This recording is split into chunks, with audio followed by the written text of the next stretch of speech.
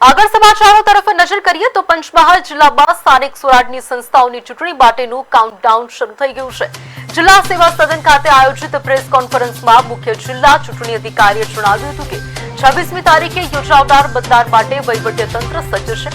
આ ચૂંટણીમાં 31 જિલ્લા પંચાયત બેઠકો, 148 તાલુકા પંચાયત બેઠકો સહિત ગોધરા અને શહેરા નગરપાલિકાની બેઠકો માટે મતદાન થશે।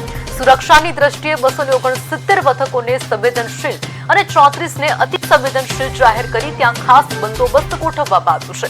વધુમાં અસહ્ય ગરમીને ધ્યાનમાં રાખીને મતદારો માટે મંડપ અને પીવાના પાણી જેવી સુવિધાઓ પણ સુનિશ્ચિત કરવામાં આવી છે। તંત્રએ તમામ નાગરિકોને નિર્ભયપણે મતદાન કરવા અપીલ કરી છે।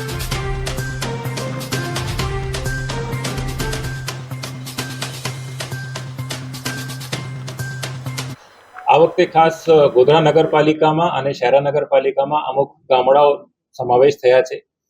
આ ગ્રામ્ય વિસ્તારમાં જે મતદારો છે હવે આ વખતે નગરપાલિકાની ચૂંટણીમાં ભાગ લેશે। નગરપાલિકાની ચૂંટણીમાં મલ્ટી ચોઇસ ઈવીએમ હોય છે, એટલે 4 ઉમેદવાર જે છે એની પસંદગી વોટર કરી શકશે। 4 ઉમેદવારના બટન દબાયા પછી એમાં લાલ રંગનું જે એલઈડી છે એ એમાં પ્રકાશ બતાવશે અને એના પછી છેલ્લે રજીસ્ટરનું બટન દબાવવાનું હોય છે। આ વખતે ખાસ ગોધરા નગરપાલિકામાં અને શહેરા નગરપાલિકામાં અમુક ગામડાઓ